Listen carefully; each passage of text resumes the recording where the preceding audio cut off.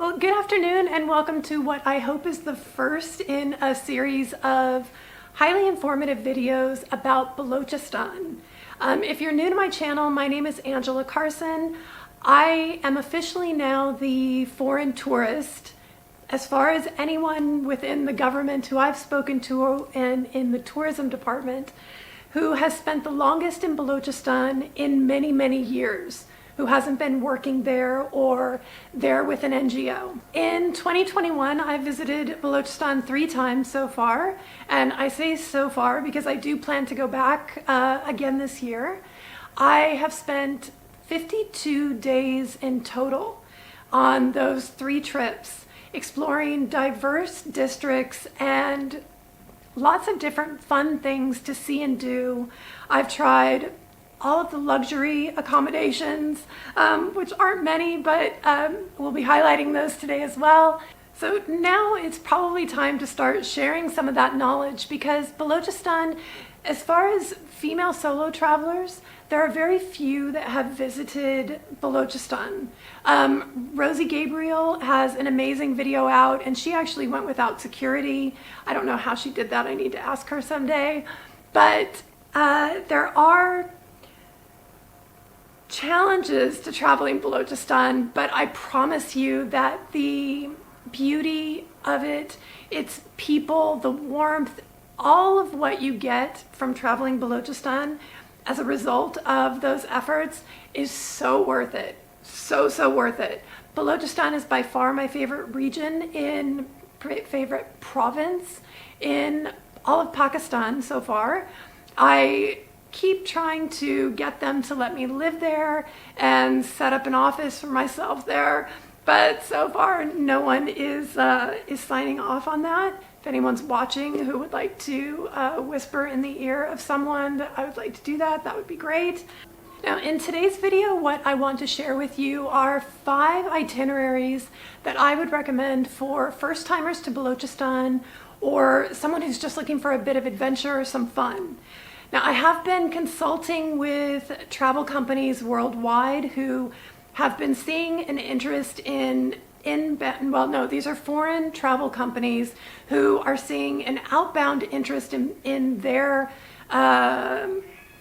clients who are requesting trips to Balochistan. So I'm not giving away all the details, but I'm giving you everything that you need to know to basically plan your trip and show you a few of my favorite itineraries. Now, I will tell you, my love for Balochistan is almost equal across the districts, but I do have slight favorites. And I've put this list kind of in my list of favorite order. So take that with a grain of salt though, because I do love all of what I've done in Balochistan. There have only been a few rough days, and you can find the longer, 20 to 30 minute versions of all of these videos and places that I'm sharing today on my YouTube channel. In case you are new to my channel and you haven't seen any of my Balochistan videos, I've had amazing experiences. I've also broken a toe, lost a toenail.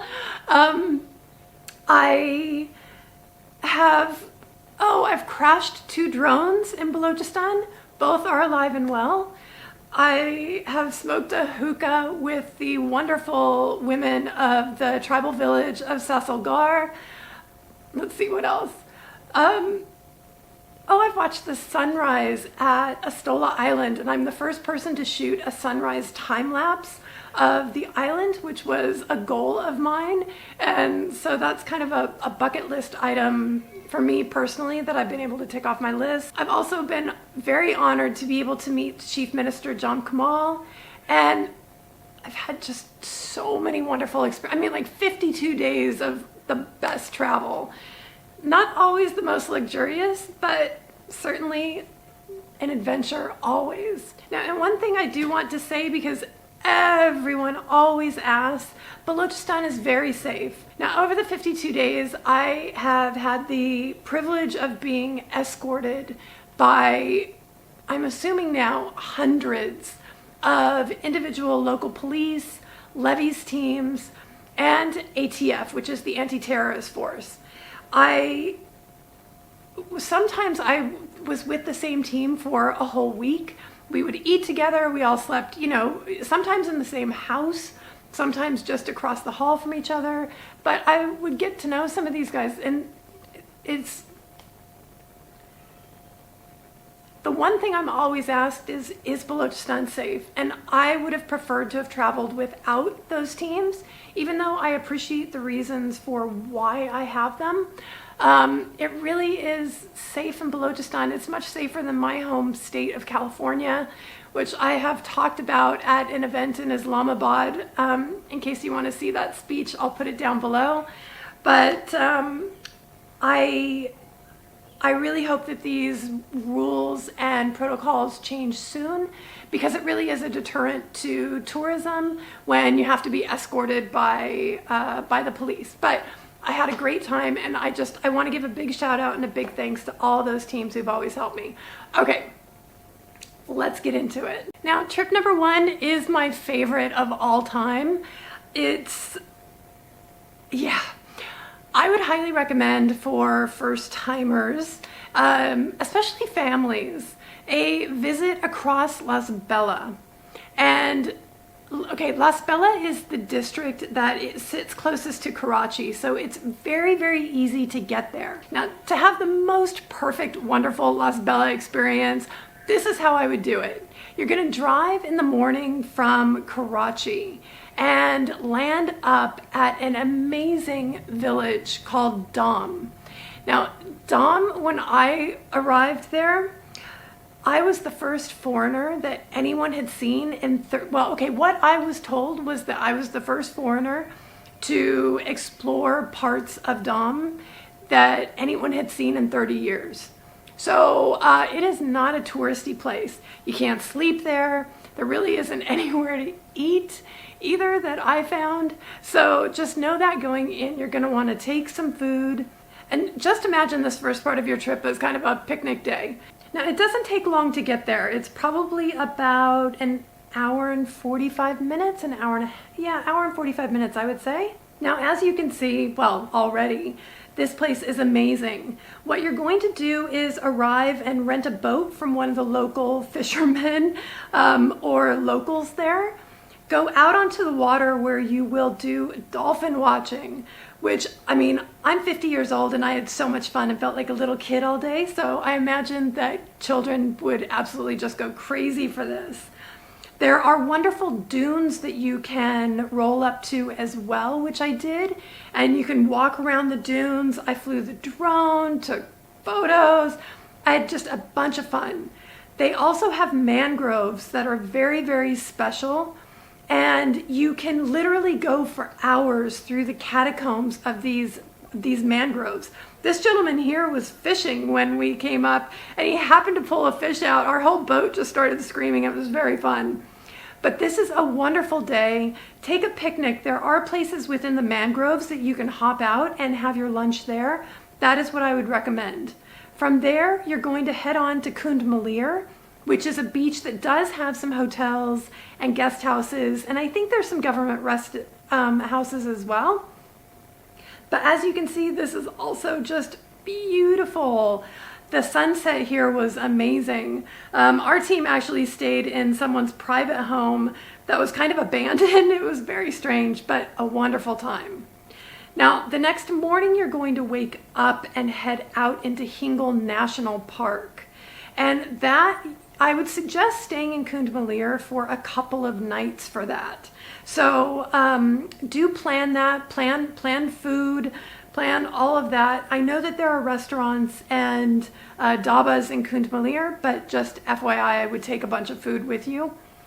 Now, Hingol National Park is famous for a few things. One of them is the Princess of Hope, which is this amazing statue that Angelina Jolie made famous, I think in 2012, when she came to shoot a video in Pakistan. There is also a Hindu temple that is very, very famous and beloved in Asia. And there are mud volcanoes. There's a sphinx that I didn't get to. and lots of other wonderful things. When you're going through and Googling, just start making a bucket list of all of the amazing places in Hingol National Park that seem most fun to you. I got out and would shoot videos of camels as well because I'm cuckoo for camels. But I highly recommend Hingol National Park for 2 days. I think it would be pretty impossible to do it all in just one day. And it would be much more relaxing to go back to Kund Malir anyway at the end of a second day, and then start off the next morning on your next adventure in LASBELA. Now, for me, I think that is Bela City, and that's a couple of hours from Kund Malir.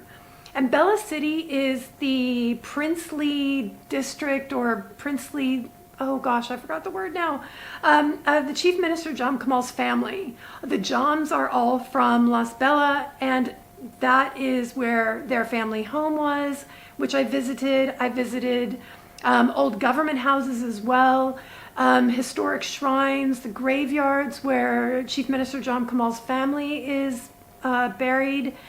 I had a wonderful day. They also have my favorite market, bazaar, in all of Balochistan. And I've been to a bunch, so please understand when I say this was my favorite, it was my favorite.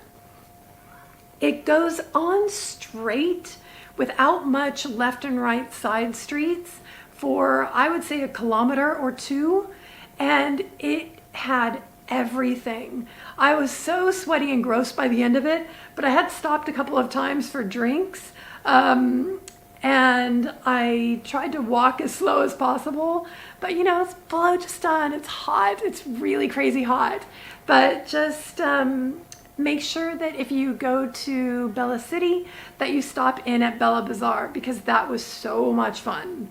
All right, now my number 2 choice might seem odd to you, but I geek out on trains.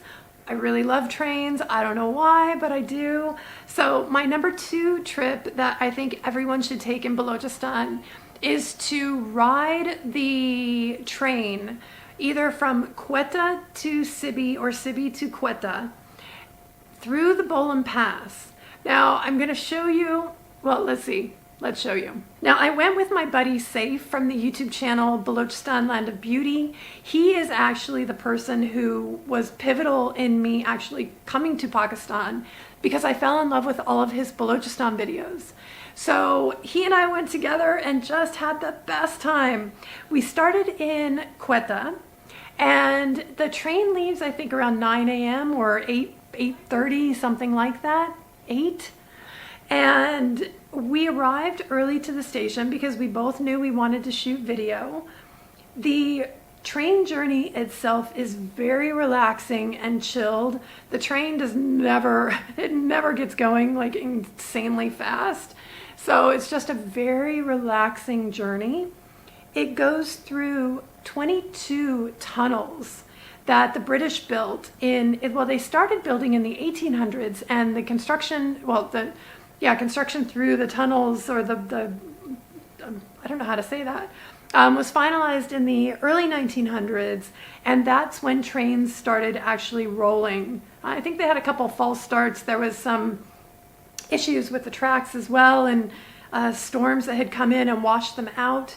But yeah, since the early 1900s, there have been trains rolling on this track, and Saif set up his GoPro in a couple of spots. So I'm still waiting for his video to come out, but mine is up on my channel if you want to see it. I think it's about 25 minutes long. It's a lot of train, but each of the stations that you pass is really charming, and the scenery and the landscapes, and just going through all these tunnels that you imagine, like today would have been a challenge to burrow through. But imagine in the 1800s how much engineering skill that took to make all of this happen. So it was such a fun day. Definitely take food with you. There are a few stations later in the morning and early afternoon that had some food, but in the early morning hours, it's not so open. And there is, well, I don't think that there was there was no meal car on the one that we took. So definitely take food with you, but I would highly suggest doing this.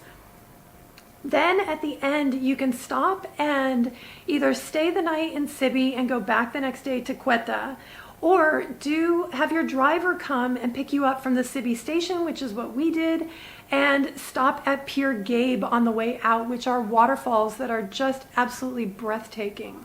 So that's my recommendation, would be to have your driver wait for you at Sibi, then do the hour and a half drive, hour and a half, I think, to Pir Ghaib, go explore Pir Ghaib, and then carry on the rest of the way to Quetta. Okay guys, number 3 on my list is Gwater.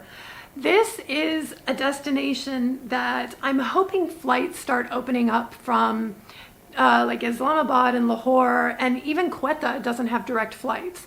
At the moment, the only way you can get there is from Karachi.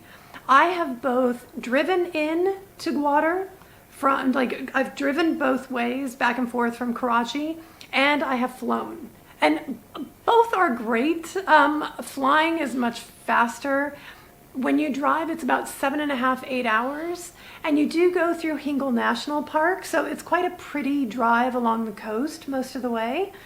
But it's long, and there aren't always the best rest stops and things. So if you have small children, it's not the easiest. I would say just fly and get there, and that's the easiest. Once you're there, rent a car. If you haven't driven in and you fly, rent a car. You're going to want it. And they don't do self-drive at the moment. You need to rent a car with a driver, but I highly recommend getting that car and driver, because you are going to want to explore Gwater, and the only way to do that is with a vehicle. Now, this is the drive-in that I told you I've done. It's very, very pretty. It is pretty. You get different landscapes. You're on the beach, go through Hingol National Park. I loved it. But again, I would actually just fly in and make my life easier any other time that I go. Now, this is the view from the Pearl Continental Hotel. That was my view all the times I've stayed. And I could actually see the Gwater Cricket Stadium from Pearl Continental up top on the hill, which was very cool. But when you're there, you could stop in, see if you can pop in, see the stadium, because it's very pretty. Then from there, I would suggest starting with the beaches of Gwater. You can do, I would do 1 day local sightseeing, and a second day go out towards the Iran border and do your sightseeing there. I would separate those for sure. The first beach you're going to hit is Koh-e-Mehdi. This is, it looks like something out of a sci-fi film, or the detail and the way that the mountain has eroded is so special, and the pink tones and aqua tones of the water versus the sand, and it is just the prettiest beach. So the water was wonderful. I wish I had a swimming costume. I would have gone swimming, and you can definitely go in the water. The locals said that there weren't jellyfish, at least not the time when I was there. So ask, but definitely plan to take a picnic and spend some time at Koh-e-Mehdi. Fantastic. There's also a fun fishing village just outside of Koh-e-Mehdi that I had a fun time. I walked around a little bit. I stopped with the guys and we had chai. That was very, very fun. The chai is amazing in Balochistan, so stop anywhere you can for chai. Now, there are several Omani forts that date back centuries as well in Gwater. So this was, I have links to all the videos down below, but take a look at a couple of the old forts because they really are just beautiful and quite well maintained. Well, the ones that I visited were quite well maintained. So you'll be very happy exploring that. This is Marine Drive, which is the seafront, like PCH Highway 1, like in California. of Gwater. And you can go and watch the fishermen pull in their nets, pull things off the boats. I stopped a couple of times at this beach. I flew my drone here a couple of times. I had a ton of fun just kind of people watching. And the market in Gwater is very fun as well. It was quite interesting because the women here definitely did not want to be filmed. And so I was a little more aware of that in Gwater than in other places throughout Balochistan. It's quite conservative in Gwater. So, but the market itself was fun things to eat, lots of shopping, bought some things for my mom, had a fun time. All right, now on to day 2. This is a longer drive. It's a couple-ish hours to get to Giovanni. So 2.5, I think. So that's why I'm saying don't try to plan everything in Gwater on just one day. Try and actually space that out so that you aren't going mental with a crazy schedule. Now there's one beach that's quite special. It's like a secret beach that I was told that tourists really don't go to, and this is Guns. Well, it's spelled Guns or Guns in 2 different places, but G-A-N-Z is what I think Google has it listed at, so Guns. But this is a really, really pretty beach. Again, nothing to eat because it's just a village next to the sea. It's not a touristy place. So take all of your food, take a bunch of water, and plan to have just a few hours of relaxing, amazing fun there. I had such a lovely time. Everyone was so kind to me. They were very curious, I think, because they don't see tourists there, generally speaking. Now, this would be a place to watch the sunset if you don't want to go all the way to Giovanni Beach, which is closer to the Iran border. Now, we were trying to get someplace else to a village, but ended up at Damb Beach, which I was very happy that we did in the end because the views were so pretty, and the thumbnail of this video is a shot of me sat here at Damb Beach. It's like this rugged, moon-like, I don't know, topology to the mountains, and it's really, really pretty. The village, I was told, was really cute. Never found it, but Damb Beach is another beautiful place to escape to that's kind of a secret beach of Gwater. Now, after this, try and work with a travel company that can get you access to Victoria Hut. Queen Victoria, now the original hut burned down and a new one was put up in its place. So there's a bit of controversy about if this is the hut that Queen Victoria was in, because really the one burned down that she slept in. But this is Queen Victoria's hut. I actually had tea there, explored the entire hut. It's beautiful. Well, it's charming and quaint and old and has a lovely view and sits right on the seafront. Okay guys, number 4 on my list is the district of Jalmaxi. Well, okay, it's pronounced Jol, it's like you take the A out, is what my very lovely friend Dina in Karachi told me, was that she couldn't understand what I was saying because I was saying Jalmaxi, and that's not it. It's like Jalmaxi. So anyway, however it's said, know that that is what I'm saying, Dina. I would highly recommend a trip there because part of, like, I had this initial bucket list of 5 places I wanted to visit, or also the train in Balochistan. And one of the places on my list is this amazing oasis that looks like something out of Avatar, or like an old Roman, like something you'd imagine like the Romans bathing in.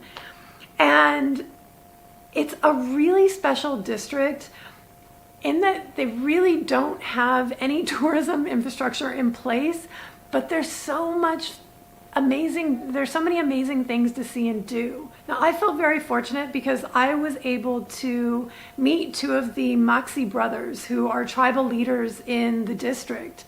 And when I went to the Cholistan Desert Rally, I actually stayed in the camp of Amir Maxi and Nadir Maxi. And they were so kind to me, like big brothers, and let me, experience all of the Cholistan Desert Rally. And so when I was staying in Joel, God, it's like, really bugs me now. When I was staying, I didn't have to worry about hotels.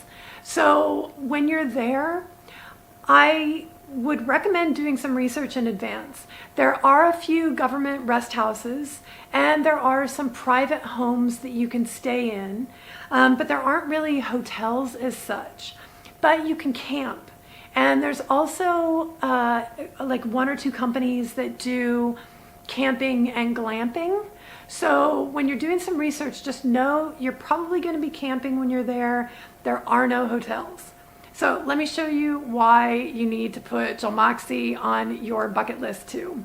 Now I drove in from Kuzdar and the views driving were just magnificent. I mean, all of Balochistan is just beautiful, but it was very picturesque and majestic there. The mountain ranges are very beautiful. So there is, this is Jal City there. This is the Mula River.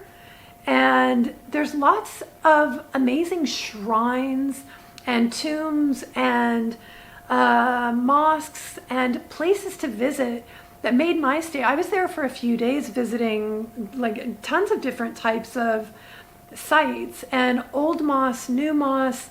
It really is a place that you can spend time. So do look at my longer videos down below. But the reason I went, oh, camels, I love camels so much. This one had such a cute necklace on. I loved it. Okay. The reason that I originally wanted to go to Jal was for this.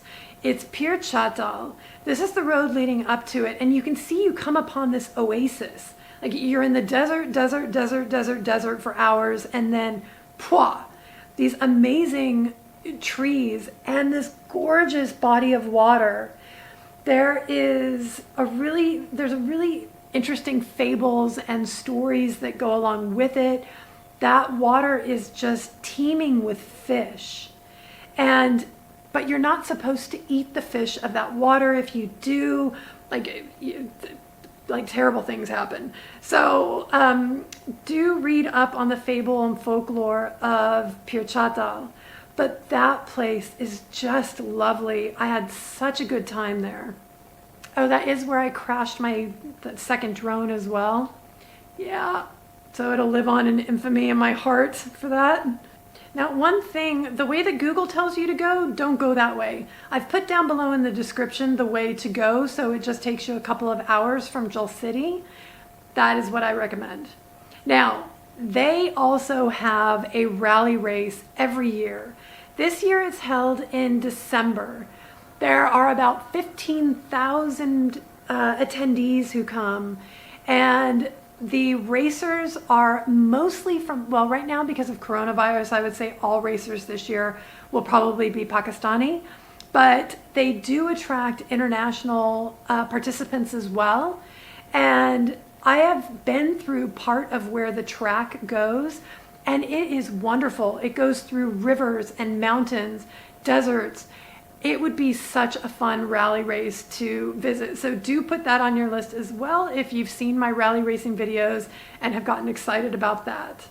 All right, now last on my list, but not least, again, these are kind of in order, but just because it's really, really hard to pick a winner, is Ziyarat. Now, this is one of the few places in Balochistan that has a UNESCO site. And what I am going to recommend to you is an early morning start from Quetta, because it takes a couple of hours and the roads are a bit windy. I remember having to stop a couple of times because it gets to be too much some days. And do an early morning start. And what you're going to do is first go and visit the home of the founder of Pakistan. He spent like a month and a half before he passed away here at this home. and it's just lovely. I would recommend then, after you visit, do a tour. They do group tours of the home, which you can see here. And this drone footage is thanks to my buddy Safe from Balochistan Land of Beauty. But you can see how charming and different this house is. And they do group tours. They'll wait until there are enough people and they'll guide you through. I was actually able to go on my own because I was shooting the video and had pre-arranged in advance. But they take you through every single room. There are items that the founder had, it were his personal use. So you can go and see or touch the telephone and different items from his desk and tour this amazing, gorgeous, very posh home. The bathrooms were fantastic, which I know sounds strange, but you can tell a lot about a place by the bathroom, by the restroom. And they had like big, gorgeous bathtubs and just very ample amount of space. And it was a very nice house. Now, there is also a lovely museum with so many hundreds of family photos. So once you've done the house tour and have visited the museum, then go and spend some time hiking some of the trails in the Juniper Forest. And this is, like I said, one of the only sites, well, one of the only standing UNESCO sites in Balochistan, because there's a real issue with UNESCO sites not being maintained at the moment, which I know the government is working on. This is one of the most important UNESCO sites in Balochistan, and I highly recommend it. I've seen videos and I wish that I had done some of the hikes, which I did not. I plan to do that on my next trip to Balochistan, and I will then put out a video, but it's definitely worth going and exploring the Juniper Forest. Now, I know what a push right now the Pakistan Tourism, the PTDC, is placing on helping to promote Balochistan. There has been a huge influx in requests for NOCs in Balochistan, and I know that the PTDC is putting out more and more content and supporting the efforts to try and promote Balochistan in a new and different way, which just, it warms my heart so much. I'm so grateful for that. This has been the first of what will be a series. I have a video that I'm planning on like how to travel as a foreigner, because it really is it's the most difficult trip I've ever had to plan. It's challenging. It's challenging if you're not Pakistani or aren't traveling personally with someone who is Pakistani. It really limits your options as a foreigner. So I have a video planned on that. I'd like to put out a few more itinerary videos and share some other, like for, you know, a week-long trip, what I would recommend. And I plan to put out a series, so stay tuned if you are interested in Balochistan. I hope that you will consider visiting Balochistan. For me, it's just, I say this all the time, so if you're new to if you're new to my channel, you'll hear it for the first time. If not, you guys just click out.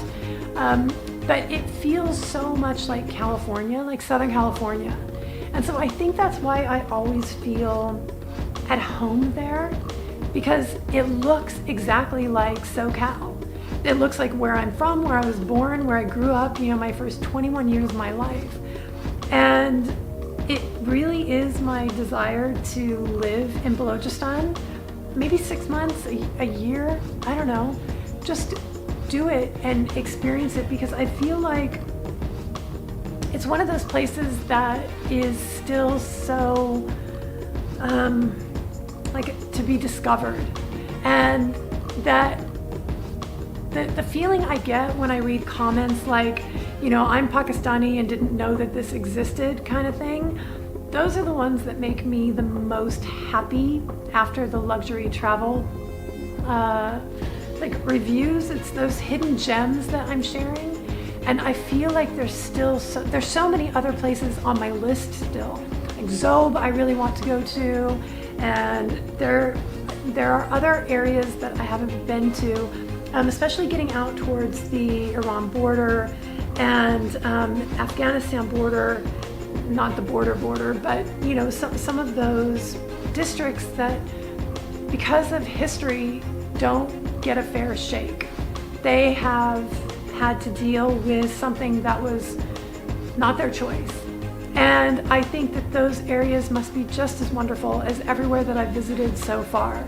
So yeah, that's part of why I love it so much. People ask why I like it so much. It's beautiful. It's beautiful, and it's warm. I hate being cold. It does get cold in the winter. The first time I was there was in January, but in the day it was marvelous, you know, short sleeves and all of that.